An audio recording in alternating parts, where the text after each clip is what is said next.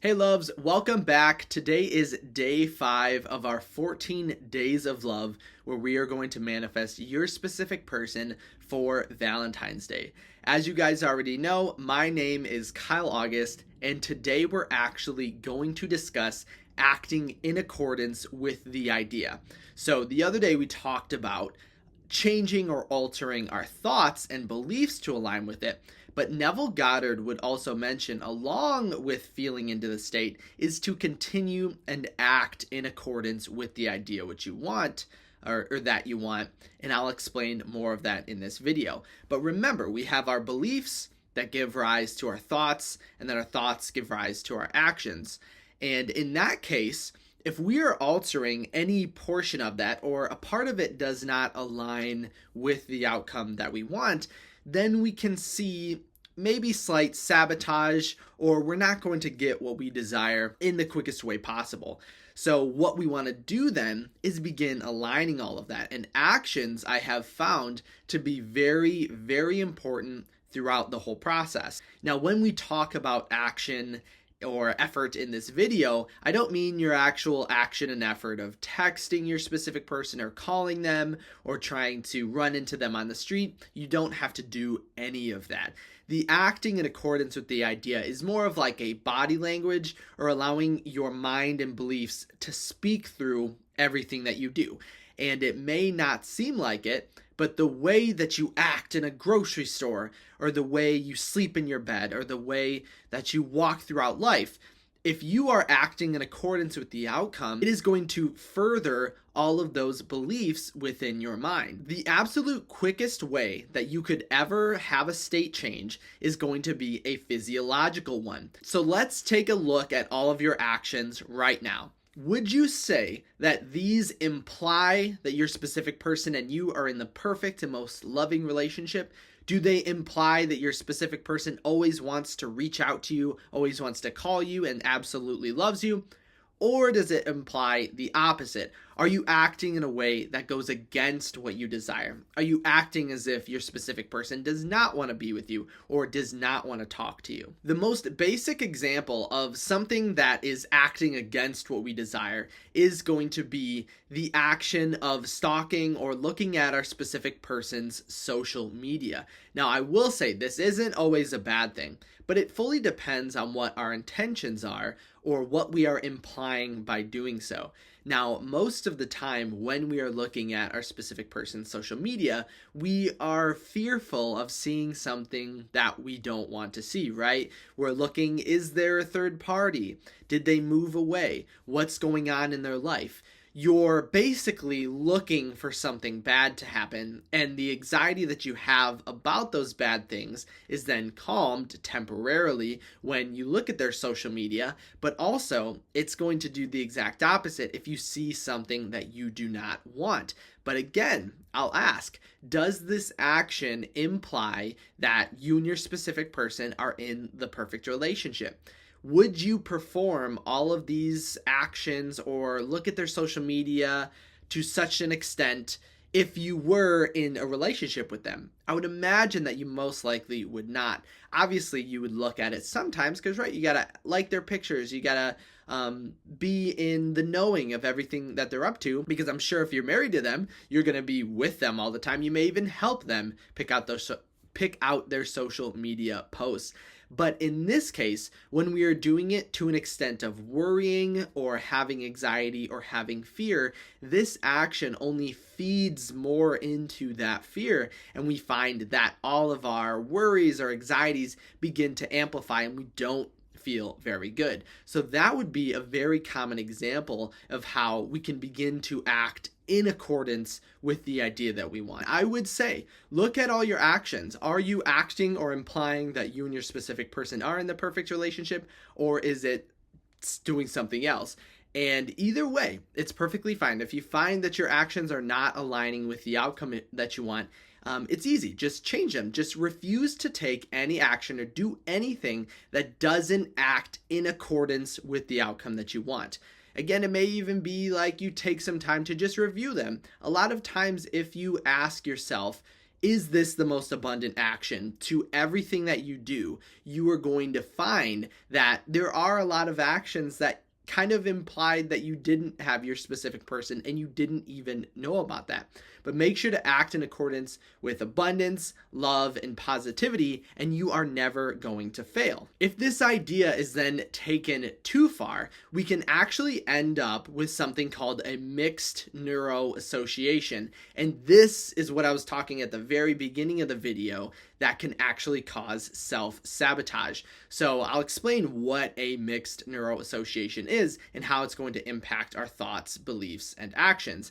So a mixed neuroassociation is when we are giving both a positive and a negative value onto something. So think about your specific person, and I would ask, are they one, singularly probably your most favorite person on this earth, right? You want to be with them. You want to spend as much time as you can with them.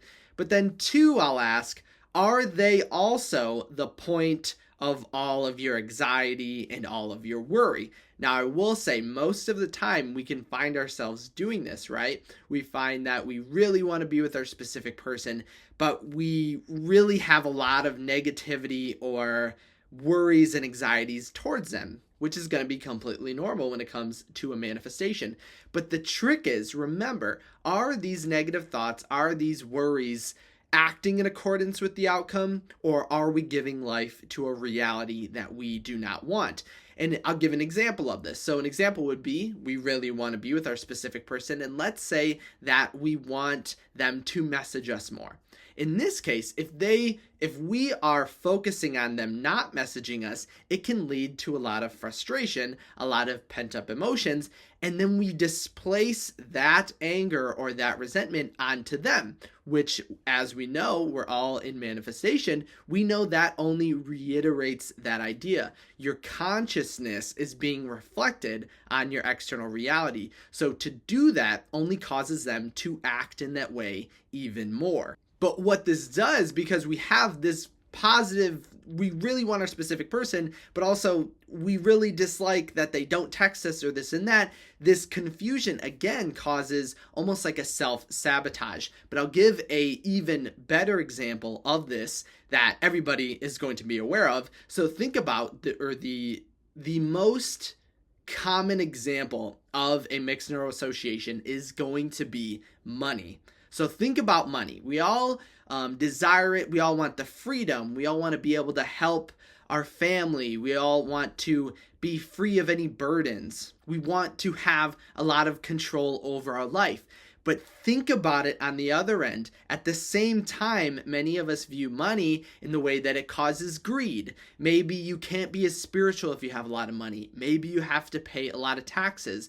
There's also a lot of negative emotions when it comes to money. And I know we're talking about manifesting a specific person, but this idea also goes with manifesting money. If you have these mixed neuroassociations, it's going to cause you to self-sabotage because your mind really wants that thing, but also it thinks, but that thing's going to cause us a lot of pain, and we get into a confusion state, and it feels like we stay in the same place. Now, this is something that I've seen a lot when it comes to manifesting a specific person, but it is so easy to overcome, and that is by just beginning to act in accordance with the idea or focus on actions that aren't supporting the thought process that you and your specific person are in that perfect relationship and completely erasing them. Again, my challenge for you today would be then to ask yourself before every single thing you do, is this in alignment with my goal, or is this the most abundant thing I can do or think at this very moment?